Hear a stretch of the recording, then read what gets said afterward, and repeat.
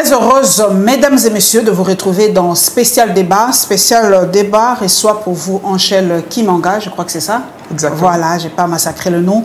C'est un jeune. Et avec lui, nous allons débattre un peu de ses activités. Parce qu'on dit que la jeunesse, c'est l'avenir. La jeunesse, c'est l'avenir, je le répète. Et l'avenir, c'est déjà aujourd'hui. Anchel, très heureuse. Je peux vous appeler Anchel? Oui, avec plaisir. Très heureuse de vous recevoir sur ce plateau. Anchel, vous avez déjà fini les études? Exactement.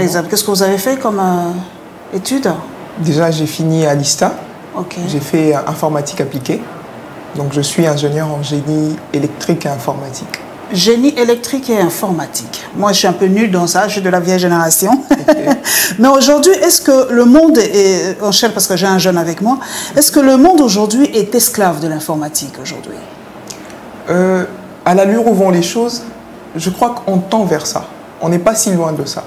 C'est d'ailleurs en passant que les fondateurs eux-mêmes, les pionniers des réseaux sociaux, du monde de l'informatique, commencent peu à peu eux-mêmes à se retirer de ce monde parce que bon, on tend vers une forme d'esclavage, de dépendance quasi totale vers... de l'addiction en fait. Voilà, une forme d'addiction vers l'informatique. Vers l'informatique. Mais aujourd'hui, on ne peut ne pas s'en passer. Hein. Aujourd'hui, tout doit être numérisé, informatisé pour qu'on soit à la page. Oui, aussi. Donc c'est un couteau à double tranchant, c'est-à-dire qu'on doit d'un côté essayer de faire avec et de l'autre tirer avec des pincettes, hein, surtout voir dans quelle mesure on peut se préserver, de ne pas tomber dans l'abus. Voilà. Mais comment faire pour ne pas être trop addict des réseaux sociaux, trop addict de l'Internet? Vous êtes jeune, est-ce que vous en passez? Comment vous avez une technique pour vous passer un peu de l'Internet et des réseaux sociaux? Je crois que l'une des façons efficaces, c'est l'autodiscipline. Se donner un timing limite, par exemple se dire je serai sur les réseaux sociaux pour 1 heure ou 2. Au début, c'est pas facile, hein. C'est très compliqué, c'est difficile parce qu'on est tout le temps en train de recevoir des notifications, en train de discuter avec des gens. Mais après, si on arrive à s'imposer une autodiscipline, se dire je serai sur les réseaux sociaux pendant 2 heures, je consulte pas mon téléphone dès mon réveil, je chatte pas pendant, voilà, avant de me coucher, etc. On arrive à s'imposer ça, je crois qu'on peut y arriver. On peut y arriver. Jeunes étudiants à l'ISTA aujourd'hui, beaucoup disent que nos universités ne valent plus le coup. Nous ne sommes même pas classés parmi les 100 meilleures universités du monde et même pas en Afrique. Comment vous expliquez ça, Anchel? Je crois que c'est un problème de fond. Et je suis très content de voir que bon, il y a quand même des avancées. Déjà, le fait que la question se pose au stade où nous en sommes, je crois que c'est un bon signe. Pour parler de mon parcours académique, j'étais président des étudiants et déjà dans mon alma mater à l'ISTA, mais aussi sur le plan national, où nous avons mené un lobbying visant à sensibiliser, en tout cas interpeller les autorités pour dire ben ça ne va pas. Je me rappelle une fois lors d'une de mes interventions, j'ai même évoqué ça. J'ai dit pourquoi moi qui étudiais une partie de la télécommunication, donc ça englobe ce qu'on fait ici à la télévision, retransmettre un signal, etc. Et tout ça, oui. Alors qu'aujourd'hui, on parle de signal numérique. Il n'y a plus de chaîne analogique. Normalement, il n'y a plus de chaîne analogique. Voilà. Mais vous trouverez qu'on enseigne quand même la télévision analogique encore à ceux qui font la transmission. On ne parvient pas à faire la mise à jour. Hein. Il y en a, mais ce n'est pas suffisant. On est encore basé sur cette technologie analogique qui n'est plus utilisée, qui est obsolète. Donc vous arrivez à un niveau où on vous envoie sur le marché de l'emploi avec des connaissances qui ne vous servent à rien. Qui sont quasiment caduques. Hein. Voilà. Et donc je crois que la question doit vraiment se poser sur l'importance, l'impact des diplômes que l'université nous délivre et sur l'employabilité des diplômés.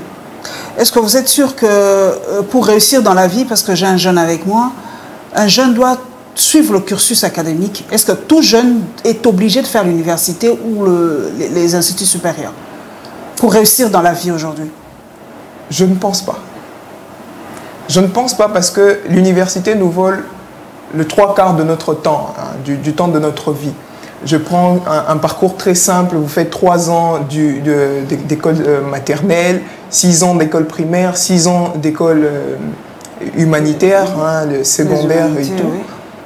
Ça vous fait déjà 12 ans plus 3 ans d'école maternelle pour ceux qui en font, ça fait 15 ans. Si vous prenez 5 ans à l'université, ça fait 20 ans. Donc vous terminez, si vous avez commencé vos études à 3 ans, rapidement, ça vous donne 23 ans, 24 ans. Et en 24 ans, vous avez appris des choses qui, certes, de façon très basique, vous permettent d'être quelqu'un dans la société, mais qui, en pratique, de façon très concrète, ne vous préparent pas à l'emploi, ne vous préparent pas à grand-chose, mis à part le fait que vous avez perdu beaucoup de temps.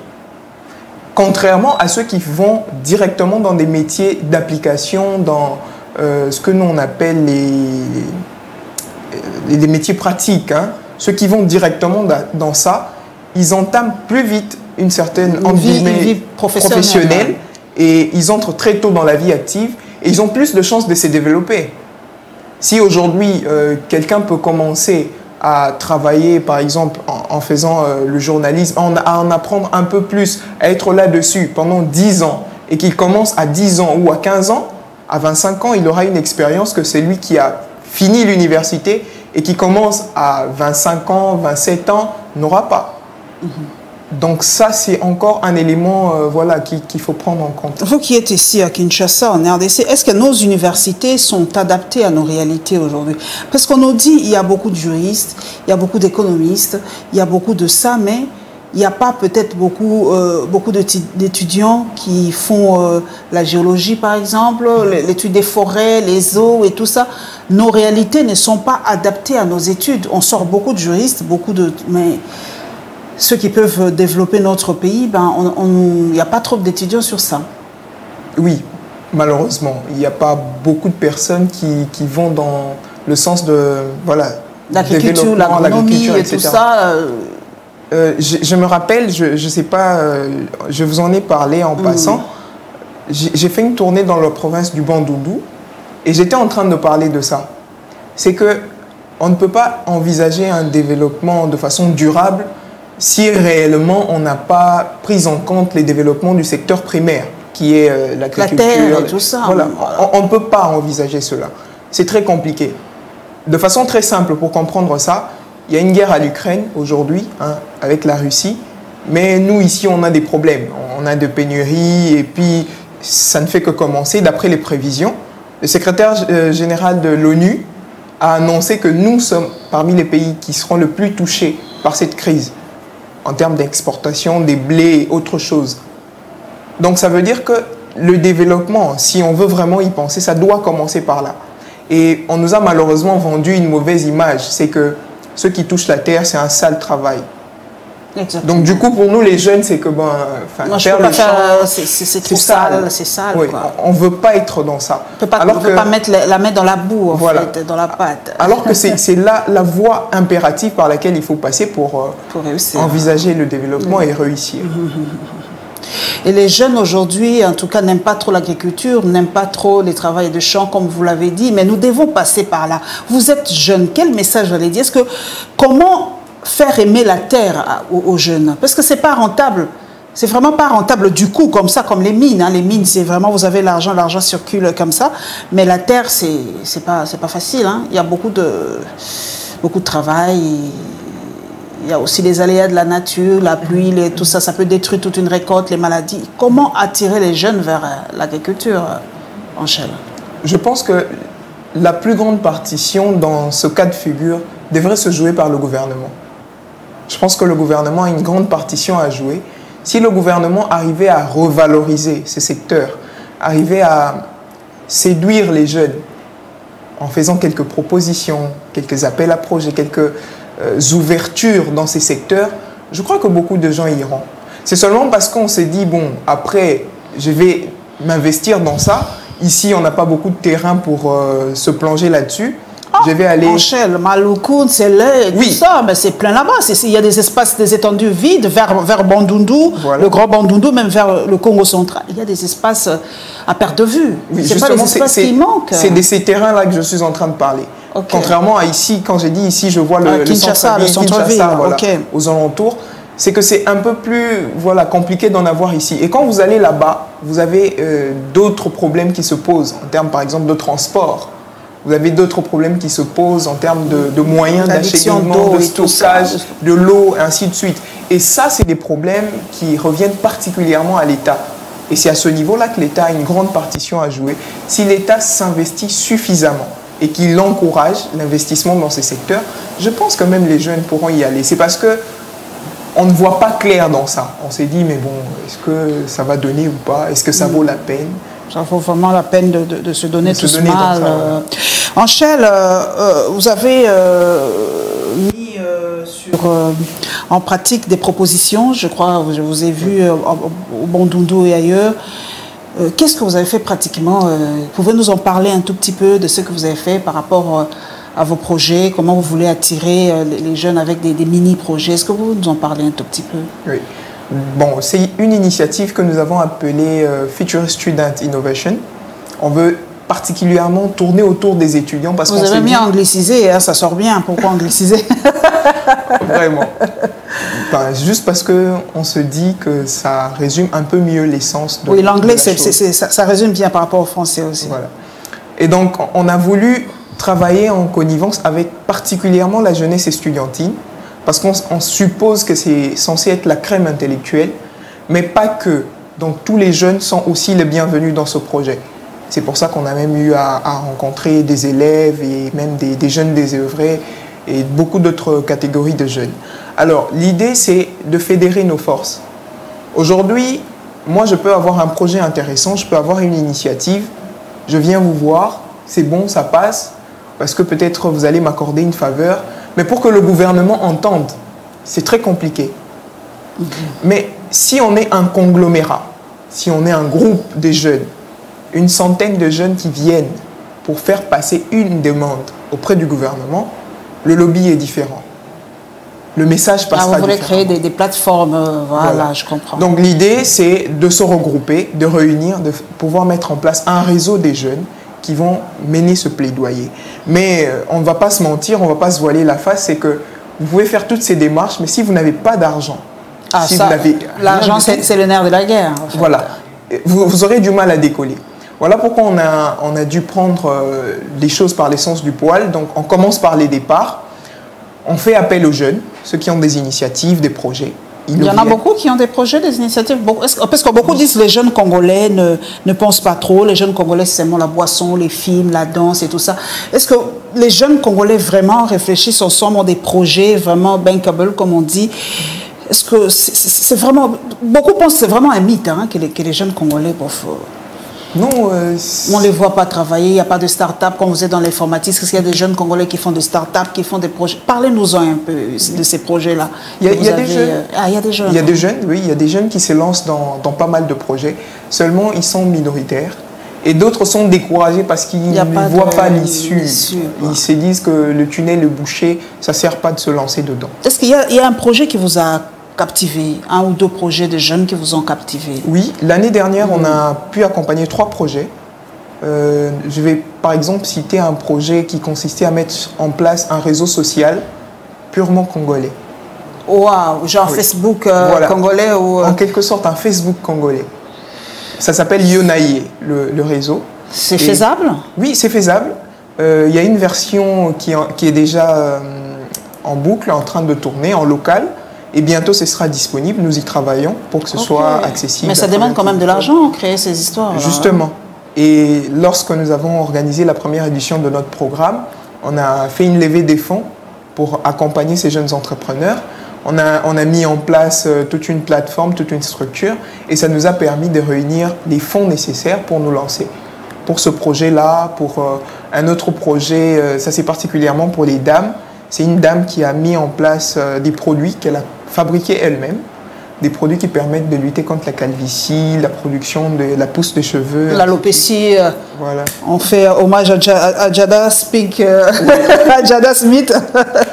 Oui, parce que l'alopécie, c'est vraiment une maladie qui touche beaucoup les femmes noires. Oui. Parce que nous mettons trop des extensions, des perruques et tout ça, et ça nous arrache les cheveux jusqu'à la racine.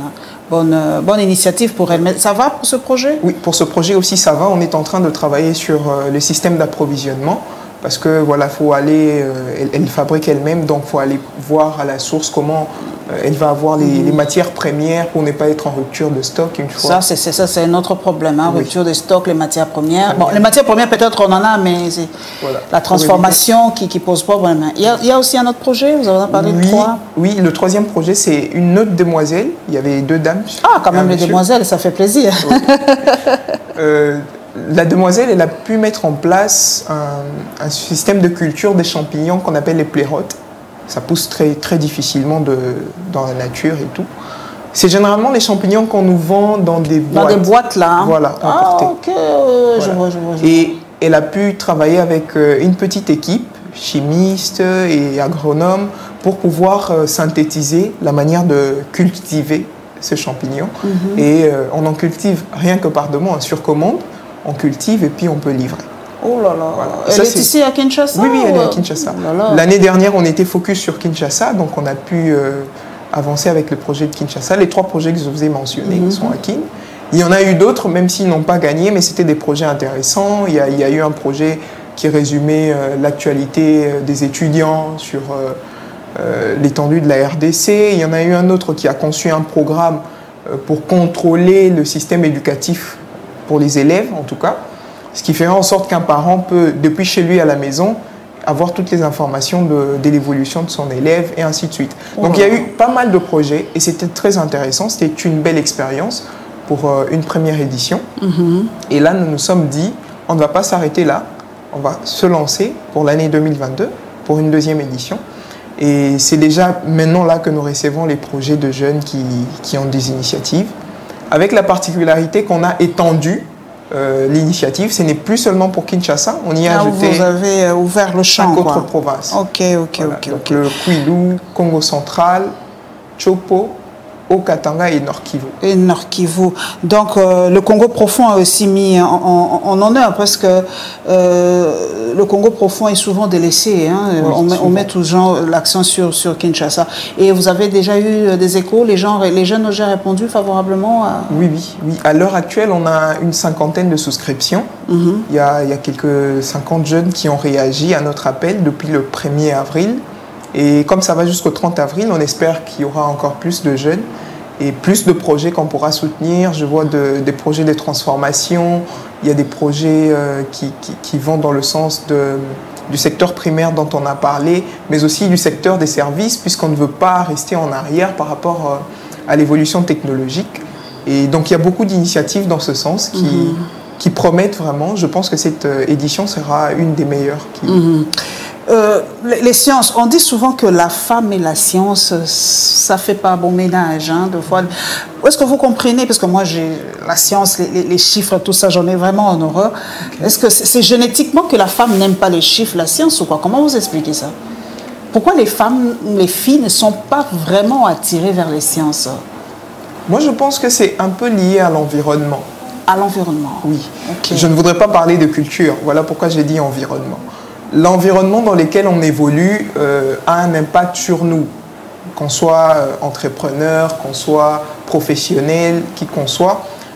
L'environnement dans lequel on évolue nous donne une certaine forme, une certaine orientation, directe ou indirecte. Ça peut être sur notre subconscient. On ne sait pas, mais intérieurement, on a subi des pressions d'une forme de prédisposition pour ne pas se lancer dans ça. C'est comme ça que moi, par exemple, pour avoir fait l'expérience à l'ISTA, c'est un établissement technique, a priori. Il y a beaucoup de filles aujourd'hui à l'ISTA? Actuellement, oui. Actuellement, il y en a un peu plus. Avant, c'était difficile d'entrer dans une salle de classe et de voir une fille. Mais avec la poussée qu'il y a eu, plus de lobbying, beaucoup de publicité, d'annonces, on voit qu'il y a beaucoup plus de filles qui viennent à l'ISTA parce qu'elles se disent que bon, je peux venir pour faire l'environnement. Je peux venir pour faire informatique, je peux venir pour faire autre chose. Et même, il y a celles qui sont passionnées par les métiers purement techniques qui viennent. Donc, c'est question de plus de l'environnement dans lequel on évolue, qui nous offre, peut-être qui nous expose à des prédispositions avantageuses ou désavantageuses pour faire un métier ou pas. Quand des gens ont dit que les maths, c'est compliqué, moi, les gens ont tendance à y croire. C'est pas si compliqué, hein? Mais on dit que c'est aussi une maladie. Hein. Moi, je regarde beaucoup de documentaires. Moi, j'ai vraiment une phobie des chiffres. On dit que c'est peut-être une maladie, je ne sais pas trop. Hein. J'ai vraiment une phobie des chiffres, moi. Mais maintenant, prenons une autre... j'ai un jeune, en tout cas, je profite pour poser cette question. Est-ce qu'en Shell, tu te sens complexé devant un jeune qui a étudié en Occident? Question directe. Pas du tout. T'en es sûr? Non, pas du tout. Je suis pas du tout complexé. Je suis sûr qu'il n'y a pas de raison d'être complexé. Devant un étudiant qui a étudié à Oxford ou à Yale, tu te sens bien? Oui. C'est quand même Yale, c'est quand même Oxford, c'est quand même... Oui, c'est des grandes universités. Mais je connais pas mal qui ont été ici, qui sont allés là-bas et qui ont réussi avec brio. Ok. Quitte à dire que notre système éducatif, il est rude. C'est vrai qu'à un moment, il ne nous aide pas beaucoup. Mais je ne dirais pas que je me sentirais complexé. Mais ils ont quand même quelques avantages que vous n'avez pas, comme par exemple les labos, les travaux pratiques et tout ça, ils ont plus de facilité que vous. Oui, ça c'est évident. Quelqu'un qui a fait l'ingénierie à Oxford, c'est, faut le dire, c'est pas l'ISTA. Oui. Mais comment tu te sens? Quelle est l'équivalence? Comment tu te sens devant lui? Tu te dis que nous avons eu la même formation, mais il vous manque quoi en fait? Je me sens très précisément en ce moment-là, si je suis en face d'un ingénieur qui a fait le MIT, par exemple. Exactement. Et moi, j'ai fait l'ISTA. l'ISTA, oui, exactement. Voilà, c'est ce que je cherchais dans ma tête, MIT. Okay. Comment tu te sens? Je sentirais qu'il y a au moins un vide qu'il faudra combler. Okay. Parce que je sais que je suis en face de quelqu'un qui est censé être bien équipé. Et donc, je vais multiplier des efforts. Je veux me dire que naturellement, il a plus d'informations que moi, parce que voilà, il a évolué dans un certain système où il a eu des facilités, mais que moi, j'ai aussi la possibilité d'avoir ces informations. Aujourd'hui, avec Internet, il n'y a presque plus rien qui est caché. Donc, c'est que lui, il a comme information. On peut même avoir les cours du MIT sur Internet. Il y en a.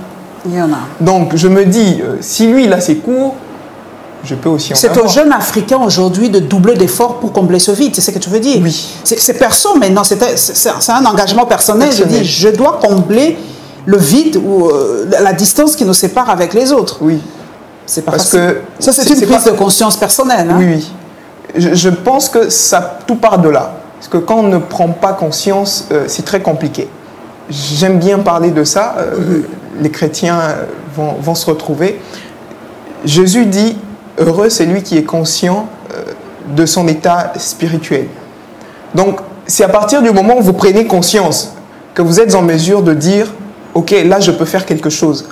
Mais quand vous n'avez pas pris conscience de la chose, vous êtes ignorant de votre état, donc vous ne pouvez pas avancer. Et tout part de là. Si on prend conscience que le simple fait d'avoir étudié en RDC, c'est un retard, rien que le fait d'étudier en RDC, c'est un retard accumulé, on aura tendance à essayer de le rattraper. Et ça, c'est un envol pour se dire que même quand on est en face de quelqu'un qui a fait le MIT et tout, de ne pas être complexé, mais d'avoir plutôt envie d'apprendre un peu plus. Peut-être essayer de déceler qu'est-ce qu'il sait que je n'ai pas, ou comment je peux en apprendre un peu plus de lui, découvrir des expériences qu'il a faites que j'ai. Est-ce qu'il y a une collaboration entre les universités ou entre les universitaires africains et les autres? Est-ce que vous parlez entre vous, tout ça? Oui, vous vivez en vase clos, parce que nous, à l'époque, c'était quand même difficile. On n'avait pas d'Internet quand nous, on étudiait, mais aujourd'hui, vous avez tout. Est-ce que vous avez des forums, des clubs entre vous, étudiants du monde? Comment ça se passe? C'est vrai que toi, tu as déjà fini, mais oui, l'Internet, c'était quand même à votre époque. Comment vous faites?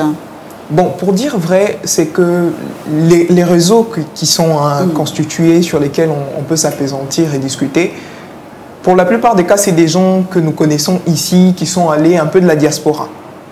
Bon, après ça, des communications interuniversitaires, je crois qu'à mon époque, quand j'étais président national des étudiants, il y a eu une tentative comme ça, mais qui n'avait pas abouti. On devait être en corrélation avec d'autres universités de quelques pays d'Afrique. Après, ça n'avait pas marché, notamment pour la raison de Covid-19. Et puis après, les choses sont parties un peu en vrille. Mais beaucoup plus avec les jeunes étudiants. La plupart du temps, c'est des gens qui étaient ici, qui sont maintenant, qui évoluent là-bas pour des raisons d'études, et il y a des échanges.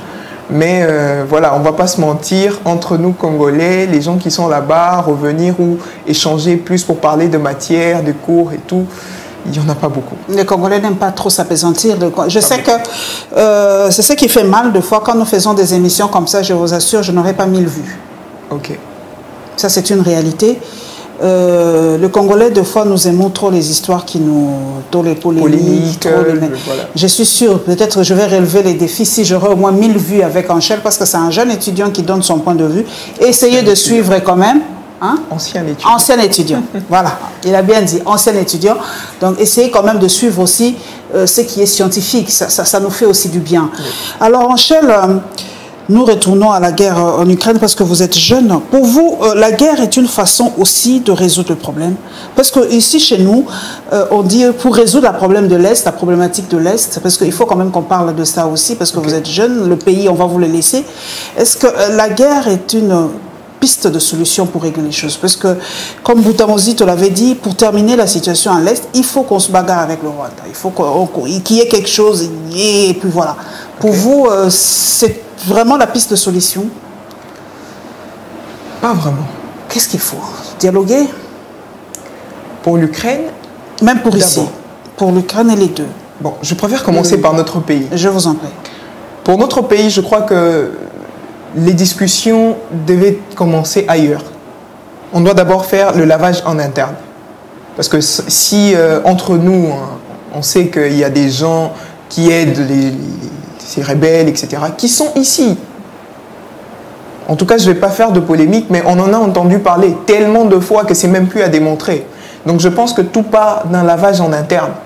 Si ici on fait un lavage en interne, ça nous permettra de pouvoir lutter contre l'extérieur. Je crois que c'est un proverbe chinois qui dit que si vous avez 10 balles pour tuer vos ennemis, réservez-en une pour l'ennemi à l'extérieur, mais gardez-en 9 pour vos ennemis en interne. Donc tout commence dès l'interne, parce qu'après on va attaquer les autres, on va accuser les autres, finalement on tombera dans la routine de voilà, l'enfer c'est les autres. Et nous on n'a pas à lever les petits doigts, on va être pleurnichards. On n'est pas dans ça. On doit commencer chez nous, faire un lavage en interne, et après voir comment faire front commun envers ceux qui vous les jeunes Africains, aujourd'hui avec les politiques qui nous guident et qui nous montrent comment réfléchir, est-ce que toi, un jeune Congolais, est-ce que vous parlez deux fois avec des jeunes Rwandais, des jeunes Ougandais, des jeunes Tanzaniens? Ce qu'on appelle ennemis entre guillemets. Est-ce que moi je me dis, moi Paulette Kimuntu, j'ai pas un problème avec une Rwandaise lambda ou un Rwandais lambda ou un Ougandais lambda, j'ai pas de problème avec lui. Et vous les jeunes, êtes moins âgés que nous, est-ce que vous parlez entre vous de cette situation? Parce que moi je me pose la question si vraiment les jeunes Rwandais, les jeunes Congolais se parlent. Est-ce que vous parlez? Bon, je ne parle pas au nom de tous les jeunes. Oui, mais entre nous, pour dire, toi, par exemple, est-ce que tu as déjà essayé d'entrer en contact avec un jeune Rwandais? Et moi, je le fais. Est-ce que tu parles avec un jeune Rwandais ou une jeune Rwandaise par rapport à la situation de l'Afrique aujourd'hui, entre nos deux pays, par exemple? Oui, donc, comme je disais, je ne parle pas au nom de tous les jeunes. Je vous en prie. Oui. Mais, suivant une initiative que nous avons lancée, dont j'étais l'un des co-initiateurs, nous avons lancé une initiative visant à réunir les jeunes de l'Afrique centrale, particulièrement des pays limitrophes de la RDC. Exactement. Et à l'heure actuelle, nous sommes encore en train de discuter avec les jeunes de Brazzaville. Et nous avons déjà pris contact avec des jeunes Ougandais. Et ensuite, ce sera le Rwanda. Donc là, présentement, on est en train de voir qu'est-ce qui peut être fait, comment on peut asseoir ces assises. Pour toi, la guerre, ce n'est pas la solution. Donc, vous, les jeunes, vous pouvez peut-être parler et trouver des pistes de solutions. Parce que vous verrez que ce sont les jeunes qui sont instrumentalisés. Exactement. Non tout, malheureusement. Voilà, on utilise les jeunes, on passe par les jeunes. Ce sont ces mêmes jeunes qui font de la désinformation. Ce sont ces mêmes jeunes qui, voilà, après prennent des armes, qui sont utilisées, ainsi de suite. Et pour parler, d'ailleurs, ça c'est dans nos discussions avec les amis de Brazza, on a remarqué que même dans l'opération qu'il y a eu à Brazza, Mbata Mukolo, quand il y avait ce mouvement, ce sont les jeunes qui ont pesé, qui ont pris le poids de la chose. Les jeunes Congolais qui étaient là, qui sont des brouillards de chez nous, ce sont eux qui ont eu le coup de fouet. Et les jeunes Brazzavillois qui étaient ici, il y en a quelques-uns que moi j'ai connus à l'université qui n'ont pas fini leurs études, qui sont repartis, etc. Donc après, c'est la jeunesse qui est instrumentalisée, mais c'est aussi cette même jeunesse qui perd d'une certaine façon. Donc il s'y est vraiment de pouvoir se réunir entre jeunes, réfléchir. Et comme le mouvement part toujours de l'élite, on s'est dit que ce petit groupe qu'on va constituer sera en mesure de pouvoir booster et impacter sur les autres jeunes. Et par rapport à la guerre russo-ukrainienne, qu'est-ce que tu en penses? Pour la guerre russo-ukrainienne, je pense que le mal est profond. Hein. Il commence il y a très longtemps, il y a beaucoup de choses. Et je suis de ceux qui pensent que ça ne va pas s'arrêter net, que ça ne s'estampera pas d'un coup, que ça prendra beaucoup de temps et qu'il y aura encore des pertes. En vies humaines. En vies humaines, mais aussi sur d'autres plans, infrastructures, voilà, on parle des infrastructures qui ne pourront jamais être rebâties, reconstruites, puisque c'est voilà, des choses qui datent de très longtemps, et beaucoup d'autres choses encore qui vont être perdues, qui ne pourront pas être récupérées. C'est pour ça que je ne m'inscris pas trop dans la logique de la guerre. Mais pour la guerre russo-ukrainienne, je pense vraiment que ça va encore mettre du temps. Et qu'on n'a pas fini d'en parler. Les élections en France, Angèle, c'est dans quelques jours. Il y a la montée des extrémismes en France aujourd'hui, Zemmour, Le Pen et tout ça. Toi qui es un jeune africain, comment tu ressens ça quand ils disent rentrez chez vous, allez construire chez vous? Qu'est-ce que tu ressens? Ont-ils raison de protéger leur pays face à l'invasion, entre guillemets, des Noirs et des Arabes? Vous êtes jeune, hein? Oui. Je pense que ça devait nous faire réfléchir. Nous sommes les seuls qui, quand des gens viennent, on dit « Venez, faites comme chez vous, faites tout ce que vous voulez, allez-vous-en ». Pas plus tard que durant cette semaine, j'étais à l'hôtel Memling. J'étais allé voir quelqu'un. J'arrive, on me dit « Monsieur, vous n'avez pas de cache-nez ». J'ai dit « Ah, ok, c'est normal ». Je rentre, je mets mon cache-nez et puis j'entre dans l'hôtel, je prends place. Quelque temps après, je vois deux Indiens qui venaient après moi. Ils n'avaient pas de cache-nez. Personne ne les a interpellés. Le monsieur a ouvert la porte pour eux. Moi, j'ai ouvert la porte tout seul. Hein. Il était là, j'ai ouvert la porte, je suis entré. Ce n'est pas un problème. Quand les Indiens sont venus, le monsieur a ouvert la porte pour eux. Ça, ce n'est pas un problème. Mais ils n'avaient pas de cache-nez. Le monsieur, il ne dit rien. Il les laisse passer. Et moi, je me lève, je dis, mais pourquoi? Moi, je dois être obligé de mettre un cache-nez, tous les Congolais, et pas les Indiens, pas les Libanais. Pourquoi? Je pense que c'est un complexe duquel nous souffrons. Parce que nous, ici, on se dit, voilà, ça sonne mieux quand c'est quelqu'un qui a la peau blanche, le teint clair, etc. Et on lui accorde des facilités. Ce qui se passe en France avec ces extrémistes doit nous faire réfléchir. On doit se dire, ben, voilà comment est-ce qu'ils nous traitent. Et pour ceux qui ont déjà eu l'occasion de faire un tour à l'extérieur, quand ils vivent ça, quand ils ressentent ça, je crois que quand ils reviennent avec une autre façon de voir les choses. C'est que c'est pas normal qu'ils ne nous traitent pas comme des humains, mais que nous, on les traite comme des supra-humains. En Ukraine, on refusait à ce que les étudiants noirs, étrangers, puissent accéder en Pologne. Pour demander des D'ailleurs, ils n'étudient même pas. Hein. Notre gouvernement a tapé du poing sur la table, pas tapé du poing, il faut le dire franchement, veut des concessions pour qu'ils reprennent ne fût-ce que les études au mois de septembre ou novembre. Ceux qui viennent de l'Ukraine n'étudient pas en Belgique ni ailleurs. Hein. Et donc, mais les Ukrainiens étudient. Voilà. Et pourtant, on a même autorisé à ce que les Ukrainiens amènent les animaux. Leurs animaux de compagnie, leurs chiens, leurs chats. Donc, ils se disent... C'est mieux d'avoir un chien qui entre dans notre pays qu'un humain. Puisqu'il est noir, non. C'est comme s'il est moins qu'un chien. Et quand on y pense, je ne sais pas, mais ça révolte. Et si on est révolté, la meilleure façon de montrer qu'on est révolté, c'est d'agir. Pas en se bagarrant, mais en construisant chez soi. Il y a un président ghanéen, le nom m'a échappé, qui a dit... Okafor attends, c'est le tout dernier? Non. Jerry Rawlings? Non, je crois que ça va venir pendant qu'on est en train de parler. Il a dit que n'est colonisable, n'est colonisé que celui qui est colonisable. Est influençable que celui qui est influencé. Est influencé que celui qui est influençable. C'est-à-dire à partir du moment où on s'est dit que... on peut nous coloniser, on va nous coloniser. Et ça va continuer. C'est-à-dire que, comme j'ai dit tout à l'heure, c'est que ça part de la prise de conscience. Si on prend conscience, on s'est dit, ben, ce qu'ils font, on peut le faire. Pourquoi faire chez eux? Faisons ici. J'ai vu la FEC qui a lancé une demande, une analyse sur la création d'une banque congolaise. J'ai dit c'est une bonne chose.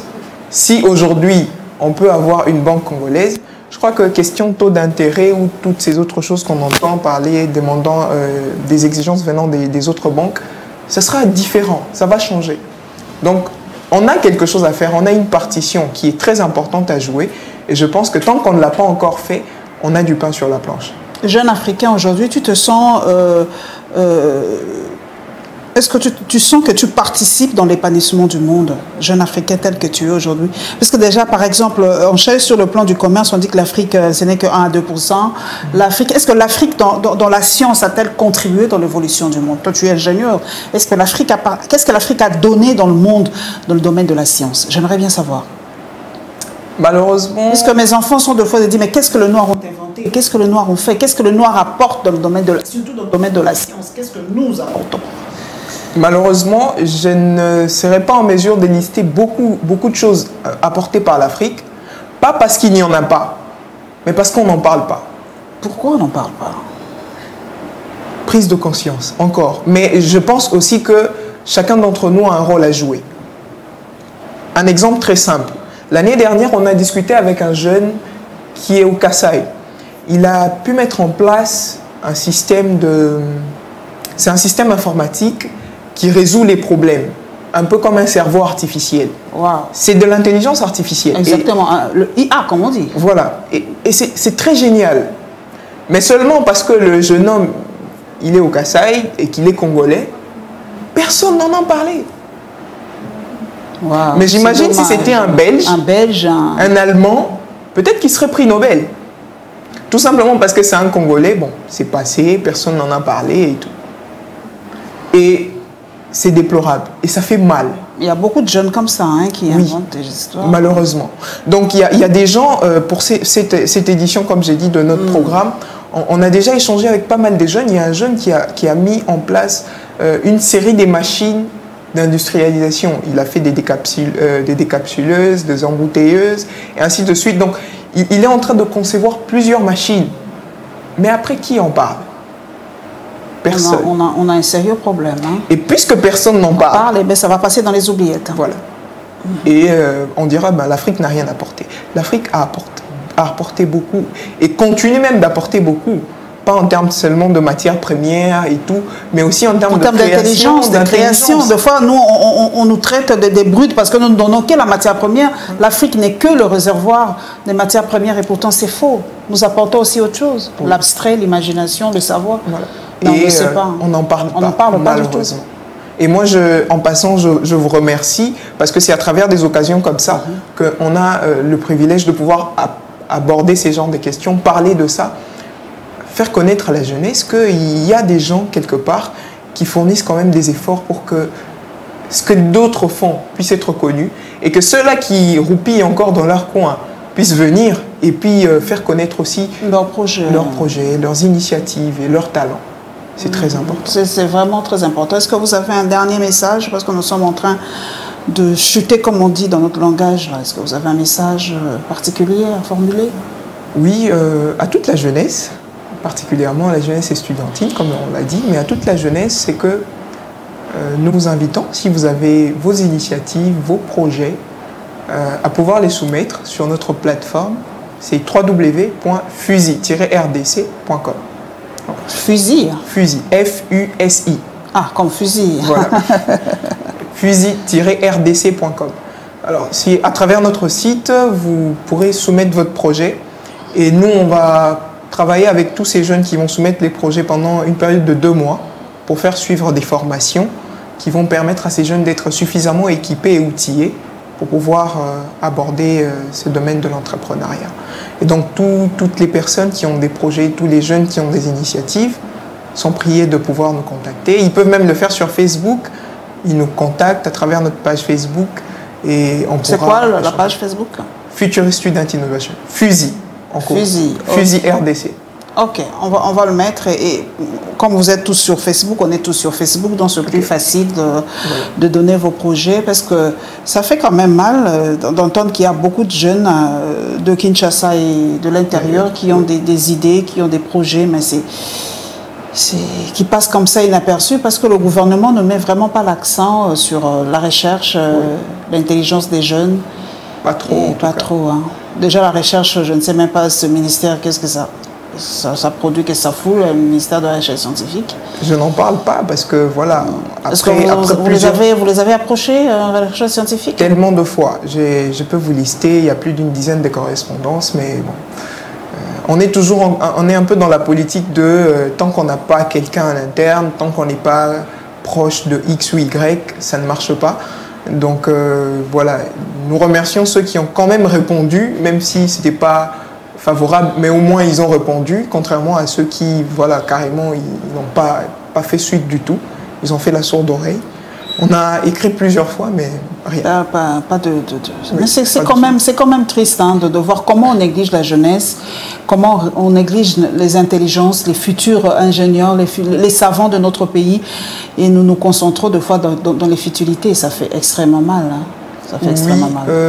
Quand je vois par exemple en Europe, quand nous regardons comment on récompense les jeunes, les projets des jeunes, il y a des prix, il y a ça, ça donne envie aux jeunes de se donner à fond. Nous, il n'y a même pas de prix pour telle innovation.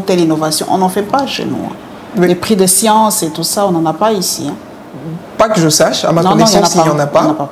Et c'est pour ça que nous, on a lancé ça. Ah, vous avez lancé ce genre On a lancé ça. L'année dernière, on a primé à titre posthume le docteur Étienne Tshisekedi, Wamulumba. Qu'est-ce qu'il a fait, lui? C'était pour son implication sur le plan politique, d'un côté, mais de l'autre, c'est d'un point de vue scientifique. On parle de lui comme étant l'un des premiers docteurs. Ah, ok. Oui. Dans ce sens-là. Oui, okay. En termes de cette implication, de ce point de vue-là. Mais aussi, c'était un influenceur. Quelqu'un qui a drainé beaucoup des masses. Et ça, nous pensons que c'est possible aujourd'hui de faire quelque chose comme la politique, d'être un influenceur, mais aussi d'avoir un apport intellectuel et scientifique. Et c'est par rapport à ça que nous l'avons primé à titre posthume. Et cette année, il y a d'autres variétés, d'autres catégories qui seront intégrées. Il y a quoi, par exemple? Il y a les personnalités politiques qui vont être primées, ceux qui, en tout cas, auront fait un effort ou qui se sont démarqués dans la gestion. Je pense qu'il y en aura. Et il y a aussi des jeunes qui vont présenter les projets. L'année dernière, il y avait un projet de Challenger de l'année. C'est lui qui a présenté le meilleur challenge. Et cette année, il y en aura aussi. Il y aura un prix scientifique qui sera accordé voilà, à une personnalité scientifique. L'année dernière, il y avait un prix de l'innovation qui était accordé au professeur Bélé. C'est lui qui a mis en place la tablette Okapi, le téléphone Okapi, ordinateur. Voilà, c'est lui qui avait reçu notre prix l'année dernière. Cette année encore, il y en aura. On va sélectionner un jeune ou en tout cas toute personne qui a une initiative innovante qui recevra le prix.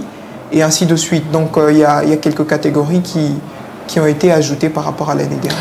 Tu as sorti le mot influenceur, avant qu'on termine. Pour toi, un influenceur, c'est qui? Parce qu'aujourd'hui, on ne comprend plus. Tout le monde se targue d'être influenceur aujourd'hui. Moi, je veux dire, je suis influenceuse. Toi, tu vas dire influenceur. C'est quoi un influenceur aujourd'hui? Scientifiquement, comment tu définis ce mot, Angèle? Bon, de façon très banale, je dirais que c'est celui qui est en mesure de faire bouger les lignes, c'est ça? Faire bouger les lignes, mais faire accepter un certain point de vue, à une opinion. À un certain point de vue. Ouais, bonne explication. Ouais. Voilà. Si quelqu'un est en mesure de faire ça, c'est un influenceur. À la base, les gens, ils n'aiment pas trop voilà, prendre X bière. Ils se disent, c'est pas bon et tout. Un musicien qui vient et qui dit, ça, c'est la meilleure bière, moi, je prends ça. 2 jours après, c'est tout le monde qui prend ça. Pourquoi? Mais tel a bu ça. C'est vraiment un influenceur. Parce qu'il a réussi à vous faire accepter, à vous faire avaler même les couleurs, comme on dit. Voilà. Moi, j'aurais aimé vraiment que les jeunes de science soient des influenceurs. C'est pas facile. Mais j'aimerais que quand Angèle aussi dit quelque chose, que ça passe, que les jeunes y croient.